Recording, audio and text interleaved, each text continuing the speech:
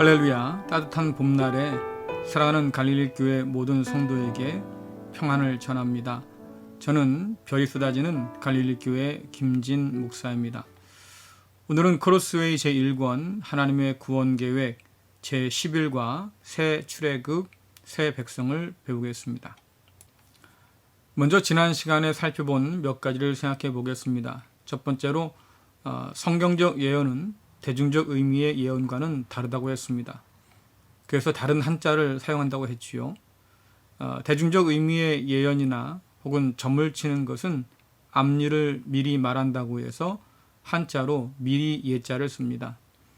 그러나 성경적 예언은 하나님께서 예언자에게 맡기신 말씀이라고 해서 맡길 예자를 쓰지요. 은행에 돈을 맡기는 예금할 때 그 예자입니다.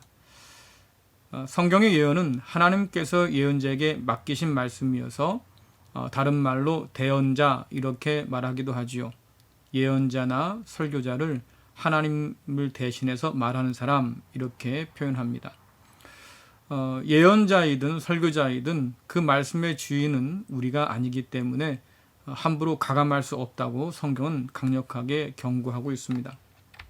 이스라엘 예언자들이 당시 권력자들에게 많은 핍박을 받은 이유도 바로 여기에 있습니다. 그들이 하나님께서 주신 대로 그대로 전해야 했기 때문입니다. 그들이 하나님께 받은 말씀이 무엇입니까? 북쪽 이스라엘과 남쪽 유다 모든 예언자들이 공유했던 말이 바로 그거지요. 하나님의 백성이 이방 백성에게 망한다. 하나님께서 이방 백성을 들어서 하나님 백성을 치실 것이다. 하나님 백성이 오히려 하나님께 원수가 되었다. 이런 얘기를 듣게 됩니다. 사실 이것은 이스라엘 백성들이 한 번도 생각해보지 못한 일이었습니다. 어떻게 하나님의 백성이 불의한 이방 백성에게 의해서 망할 수 있을까? 이건 말도 안 되는 일이었지요. 더군다나 하나님의 성전이 있는 예루살렘이 무너지고 망할 것이다. 하나님의 성전도 불타고 없어질 것이다. 이런 식의 예언자들의 이야기는 이스라엘 백성들에겐 도무지 받아들일 수 없는, 용납할 수 없는 그런 말들이었습니다. 더군다나 왕들에게는 이것이 하나의 왕권에 저항하는 그런 말이 되기도 했지요. 그래서 결국 예언자들은 많은 핍박과 고난을 견뎌야 했습니다. 그럼에도 불구하고 하나님께서 맡겨주신 말씀이기 때문에 결코 포기할 수 없던 거지요. 지난번에 우리가 살펴본 하나님의 언약 안에는 동전의 양면이 있다고 그랬습니다. 이스라엘 백성은 언약 백성이지요. 그 언약은 두 가지를 요구합니다. 하나님을 사랑하고 이웃을 사랑해라. 결국 예배와 삶이 동떨어져서는 안 된다는 말씀입니다. 순종하는 삶으로 드리는 산 제사, 그것이 하나님께서 기뻐하시는 것이라고 성경은 우리에게 말해주고 있습니다. 또 다른 양면은 결국 그 태도에 따른 결과지요. 순종은 축복을 낳고 또 생명을 가져옵니다. 반면에 불순종은 저주를 갖고 오고 사망을 가져옵니다. 이것이 언약 안에 약속된 두 가지의 상과 벌이었어요. 하나님의 말씀에 순종해서 그 말씀을 잘 지키는 자에게는 하나님께서 복을 주시고 생명을 주겠다고 약속하셨습니다. 반면에 하나님 말씀에 불순종하고 하나님 아닌 다른 우상을 섬기면서 이웃을 사랑하지 않는다고 하면 하나님께서 저주를 보낼 것이고 결국 사망하게 될 것이고 약속의 땅에서 쫓겨나게 될 것이라고 분명히 말씀하셨습니다. 자, 결국 이런 예언자들의 말에 귀를 기울이지 않았던 북이스라엘은 아시리아에게 망하지요. 여러분 지금 보시는 그림은 남유다의 예루살렘이 불타서 망하는 장면입니다. 바벨론에게 남쪽 유다가 망합니다. 예루살렘 성은 불타고 또 무너져 내렸지요. 그 안에 있던 성전 역시 약탈당하고 불사름을 당했습니다. 예루살렘의 많은 사람들이 바벨론의 포로로 끌려갔습니다. 녹록치 않은 타향살이가 이제 시작된 거죠. 우리가 앞서 살펴봤던 그런 동전의 양면을 가지고 생각해 보면 이런 하나님의 심판이 언약에 기초한 것인데 이러한 언약에 기초한 심판에도 두 가지의 면이 있습니다. 이것은 하나님의 새로운 구원을 위한 심판인 거죠. 다시 말씀드리면 심판하기 위해서 심판한 것이 아니라 죄를 제거하고 새롭게 하시기 위해서 하나님께서 행동하신 거예요. 그래서 성경을 보면 모든 예언자들의 말씀은 심판으로만 끝나는 것이 아닙니다. 오히려 새로운 소망과 희망으로 끝나죠. 하나님께서 그 백성을 심판하긴 하시지만 그러나 다시 긍휼을 허락해 줄 것이고 언약대로 다시 회복시킬 것이다. 그러니까 이 심판의 때를 잘 견뎌라 라고 성경은 권면하고 있습니다.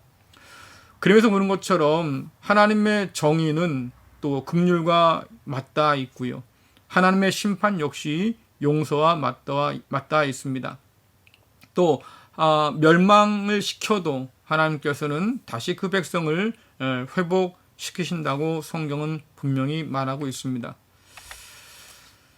자, 하나님의 말씀에 의해서 이스라엘 백성들이 결국 심판을 당하는데 그때까지도 거짓 예언자들의 가짜 뉴스가 판을 치지요. 거짓 예언자들은 가짜로 하나님께 받았다는 말씀을 전합니다. 이방 백성들에게 비록 우리가 포로가 된다 할지라도 금방 돌아오게 될 거다. 한 2년이나 3년이면 다시 돌아올 수 있다. 뭐 이런 이야기를 해요. 하지만 참된 예언자들은 너희들에겐 희망이 없다고 말하죠. 왜냐하면 그렇게 금방 돌아올 수 없다 그 말이에요. 예레미야 같은 예언자는 70년이라는 시간을 포로로 보내야 될 것이라고 분명히 경고했습니다. 그 시간이 지난 이후엔 하나님께서 반드시 너희를 본향으로 예루살렘으로 돌아오게 할 것이라고 분명히 예언했습니다. 자, 여러분 같으면 누구의 말이 더 솔깃합니까?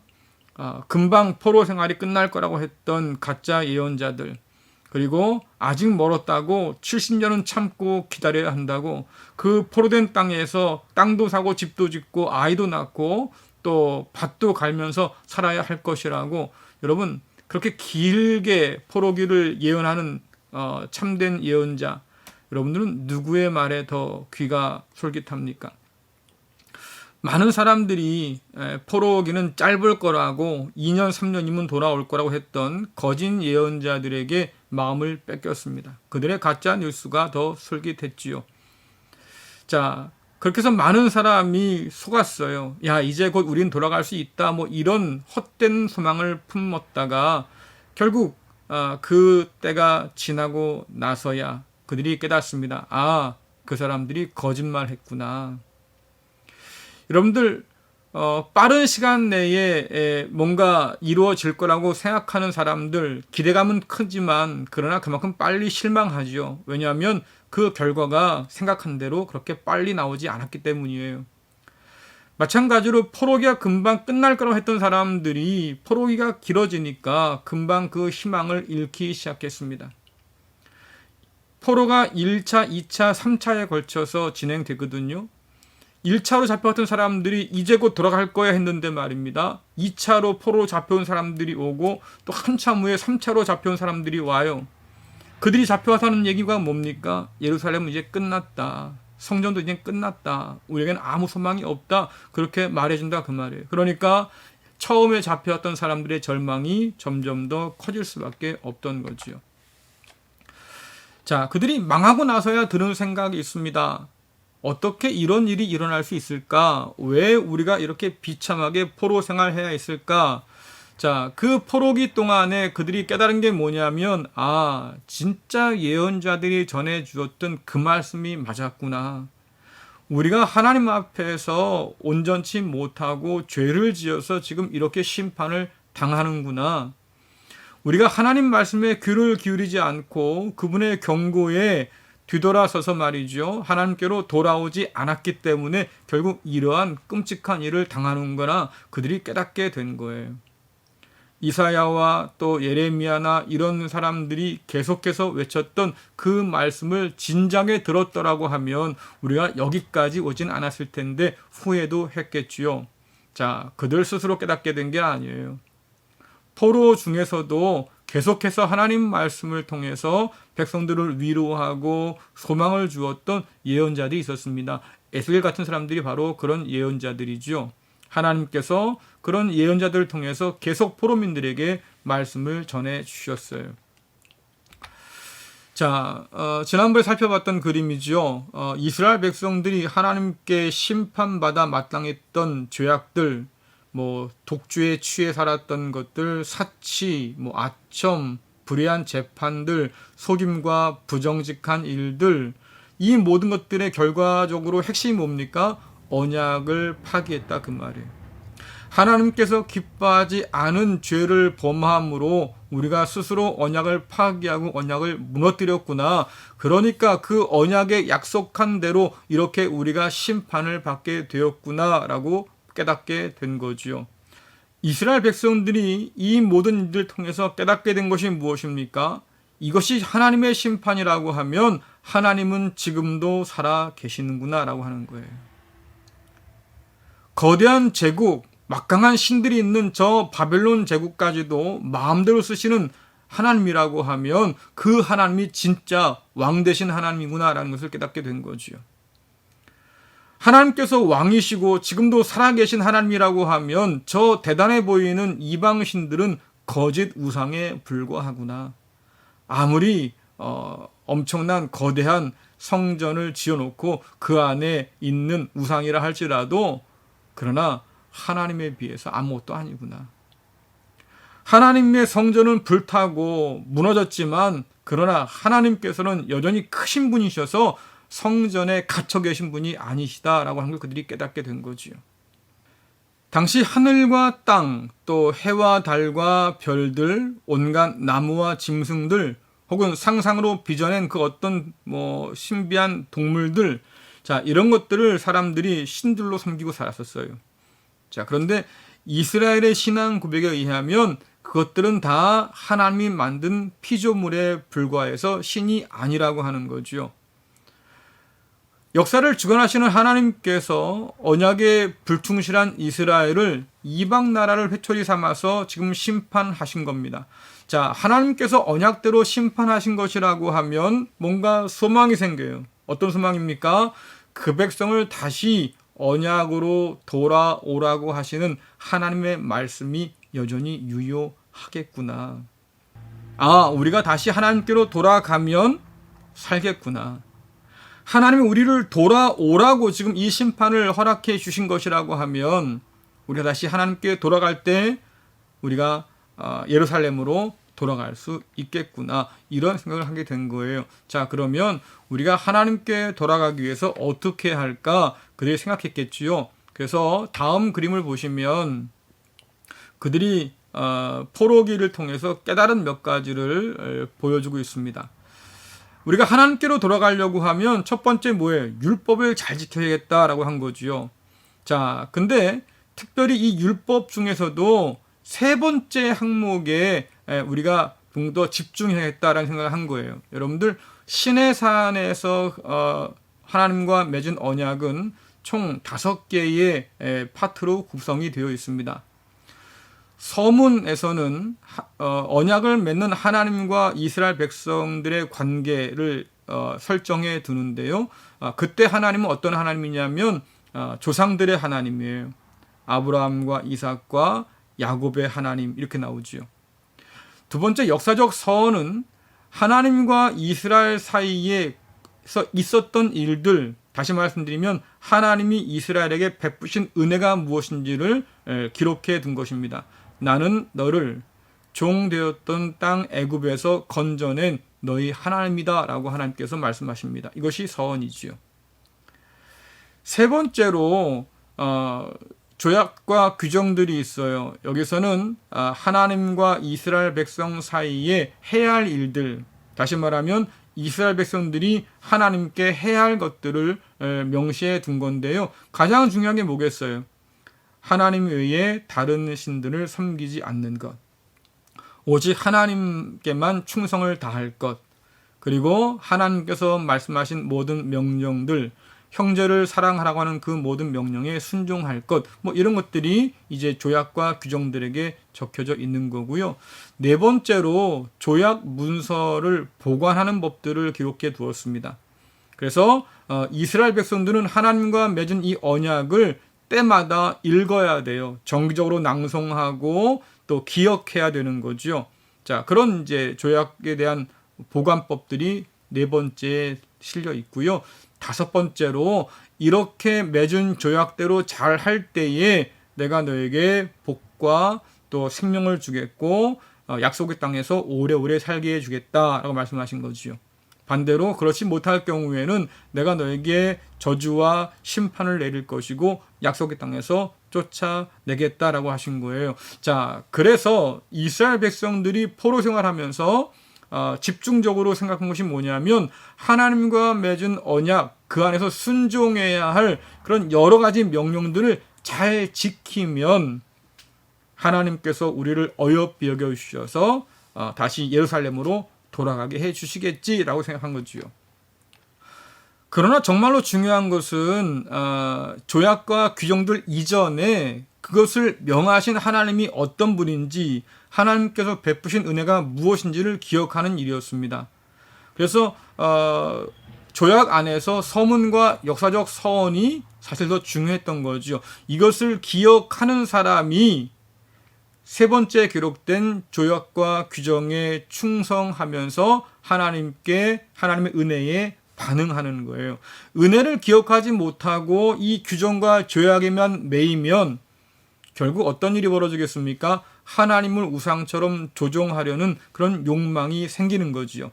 우리가 하나님께 잘 보여서 포로에서 해방될 날을 우리가 앞당기자. 하나님께서 정해놓으신 때는 있겠지만 우리가 하나님 말씀을 잘 듣고 하나님께 잘 보이면 그날을 더 빠르게 당겨줄 수도 있을 것이다. 뭐 이런 거예요. 하나님을 내 마음대로 내 뜻대로 조종하고 싶은 욕망들이 이 안에 담길 수 있는 거지요. 자, 그래서 이스라엘 백성들이 율법을 잘 지키려고 한 일이 뭐냐면 여러분 10개의 계명인 10계명을 613개로 세분화했습니다. 그래서 이것도 세본 사람이 있어요. 이렇게 해라 라고 하는 율법이 248개, 그리고 이렇게 하지 말아라 라고 했던 법이 365개, 그래서 합쳐서 613개라고 말하지요. 자, 여러분, 본래 율법은 법이라고 하기보다는 하나님을 경외하는 지혜입니다. 다시 말하면 이렇게 살아야 돼 라고 하는 삶의 방향을 가르치는 지혜지요. 근데 유다 백성들은 이것을 법 조항으로 축소해 버렸어요. 다시 말씀드리면 613개만 지키면 다른 것들은 알 거 없고요. 이것만 지키면 하나님께서 우리를 더 사랑해 주실 거야. 더 축복해 주실 거야. 이 포로기를 더 빨리 끝내 주실 거야. 그렇게 생각한 거지요. 규정된 것만 지키면 규정 외의 것은 별로 의미가 없다고 생각한 거예요. 자, 그들이 법을 세분하면서 더 집중적으로 강조한 게 뭐냐면 세 가지입니다. 안식일법이고요. 그 안에는 정결법과 제사법이에요.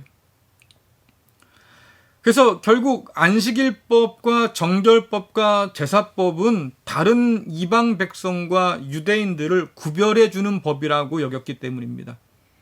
자, 이러다 보니까 어떤 일이 벌어지겠습니까? 다시 유다 말기의 상황이 재현됩니다. 결국 껍데기 종교의식만 남은 그런 거짓된 종교로 타락하고 마는 거지요.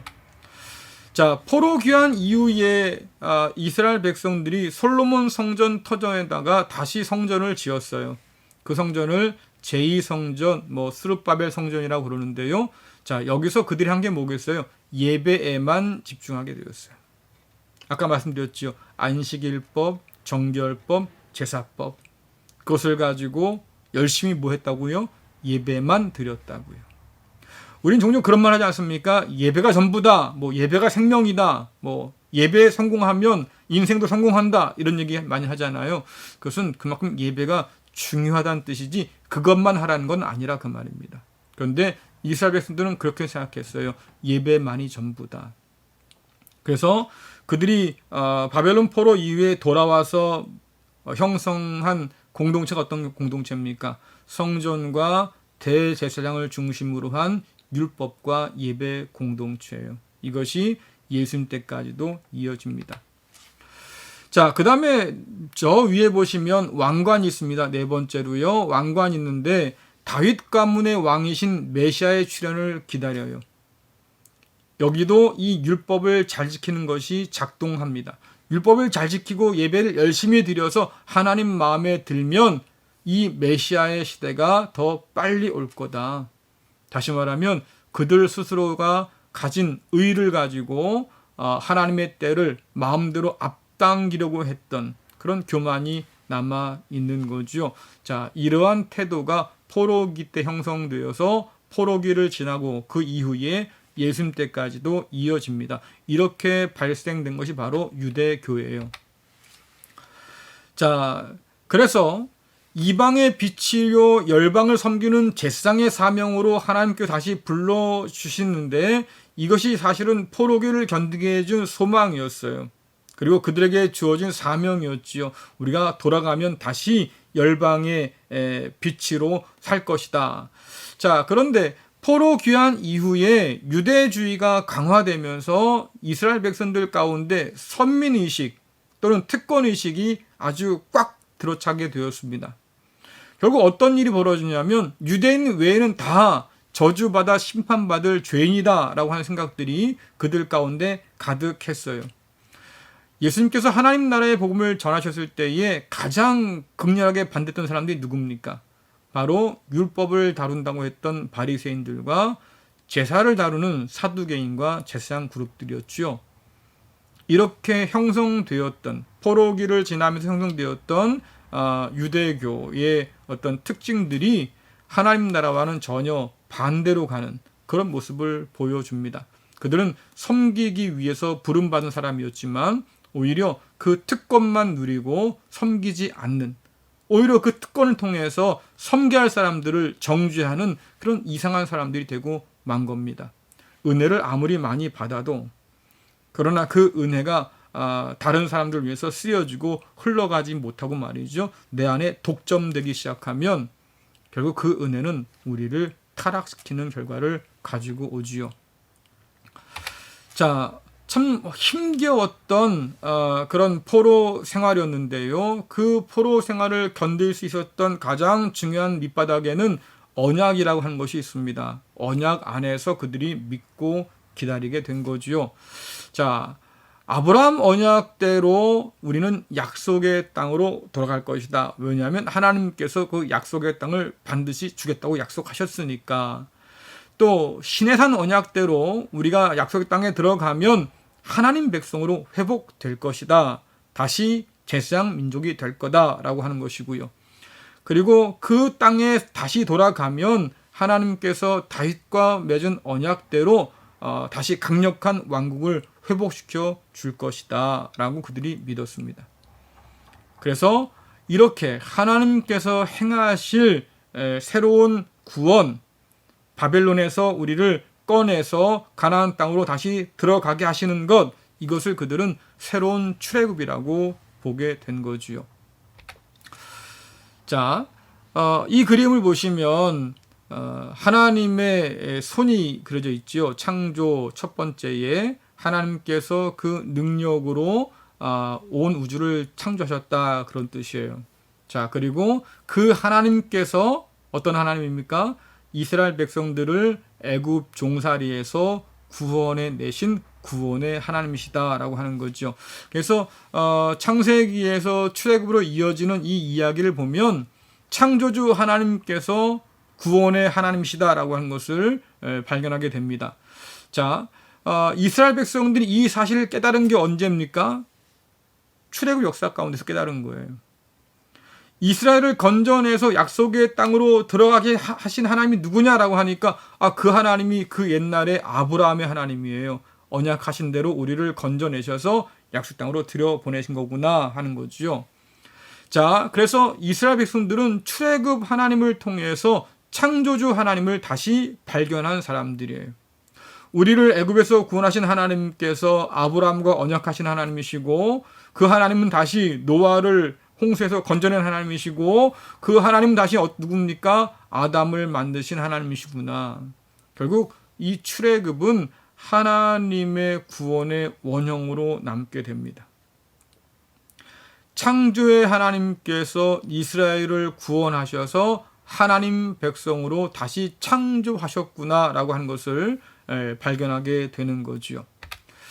자, 여러분들 이사야서 43장 18절 19절 말씀 보겠습니다. 너희는 전에 일어난 일을 기억하지 마라. 과거의 일을 생각하지 마라.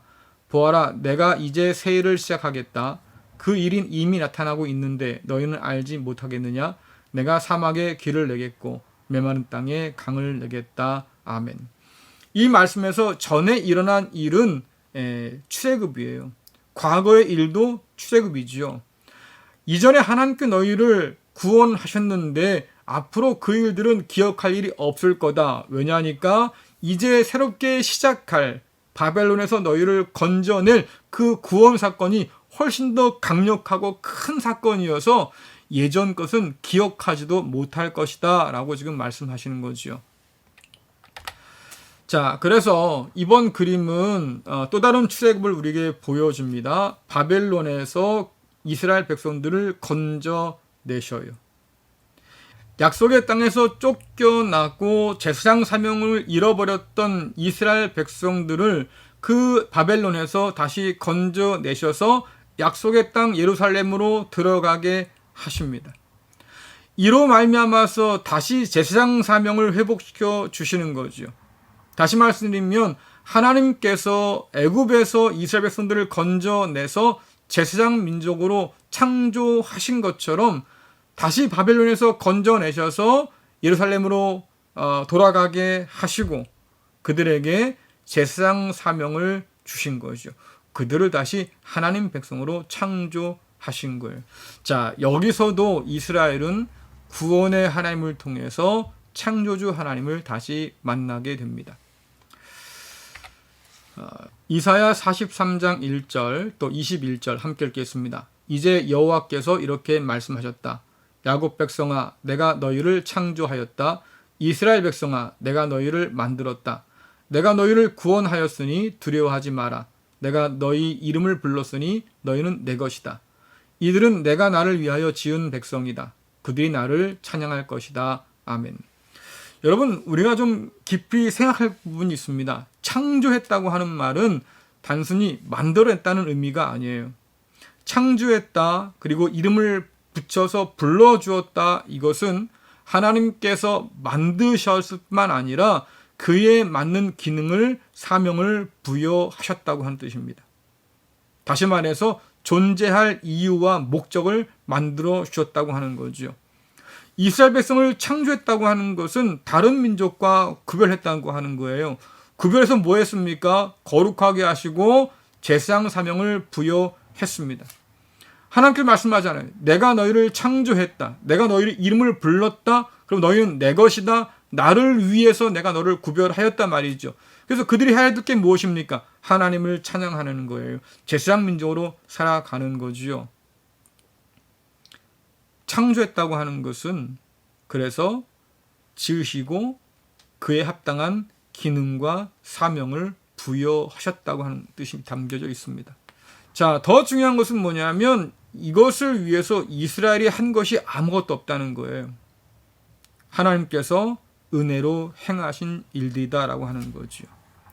그래서 이스라엘 백성들은 그 은혜를 받았기 때문에 그 은혜에 반응할 책임과 또 사명을 갖게 된다고 성경은 말해주고 있습니다. 지금까지 우리가 나눈 말씀을 조금 표로 정리해보면 이렇게 될 수 있을 것 같아요. 자, 출애굽은 구원의 원형인데요. 하나님께서 건져내신 사건이잖아요. 어디서 건져내셨습니까? 애굽과 홍해에서 건져내셨어요. 누구를 통해서? 모세를 통해서. 어떻게요? 애굽 신들과 대적을 멸함으로. 무엇으로 하셨습니까? 하나님의 능력으로 하셨지요. 그래서 하신 일이 뭐예요? 제사장 민족을 만드셔서 가나안 땅에 들여보내셨어요. 건지셔서 들여보내셨지요. 자, 바벨론 포로 귀환 사건을 보십시오. 바벨론 제국에서 건져내셨어요. 누굴 통해서요? 페르시아의 고레스 왕을 통해서 어떻게 했습니까? 바벨론 대적들을 또 신들을 멸하심으로. 무엇으로요? 하나님의 능력으로. 어떻게 하셨습니까? 그들을 다시 제사장 민족으로 회복시키셔서 가나안 땅에 집어넣으셨습니다. 자, 이것을 십자가 사건과 연결 지을 수 있지요. 하나님께서 우리를 죄와 사망에서 건져내셨습니다. 누굴 통해서요? 예수 그리스도를 통해서. 어떻게 하셨습니까? 죄와 사망을 멸함으로, 용서하심으로. 자, 능력이 무엇이었습니까? 하나님의 손이 그리스도 예수를 다시 부활시키셔서, 다시 말하면 십자가와 부활의 능력으로. 자, 어떻게 하셨습니까? 그렇게 부름받은 사람들을 제사장 민족으로 교회로 만드셔서 어디로 집어넣으시는 거예요? 부활 생명으로, 또 앞으로 올 새하늘과 새 땅으로 우리를 들여보내시겠지요. 이처럼 출애굽 사건은 하나님 구원의 원형이 되는 사건입니다. 하나님께서 종살이하던 곳에서 그 백성을 불러내셔서 제사장 삼으시고 새로운 피조물로 만드셔서 어디로 보내십니까? 약속의 땅으로 들어가게 하셨다라고 하는 것. 이것이 큰 틀이 될 수 있는 겁니다. 자, 오늘 우리가 포로기와 또 포로에서 건져냄을 받은 귀한 사건을 정리해 보았습니다. 성경 이것을 새로운 출애굽이라고 부르기도 하고 새로운 창조라고 말하기도 하지요. 저와 여러분은 예수 그리스도 안에서 부름받아서 하나님의 새로운 피조물이 되었고 또 그리스도 예수 안에서 하나님의 본향을 새하늘과 새 땅을 바라보는 사람들로 부름받았습니다. 성경은 우리를 그래서 제사장 민족이라고 그렇게 얘기하지요. 이스라엘 백성들이 하나님께서 맡겨주신 사명을 잘 감당치 못해서 결국 하나님께 얻어맞아야 했습니다.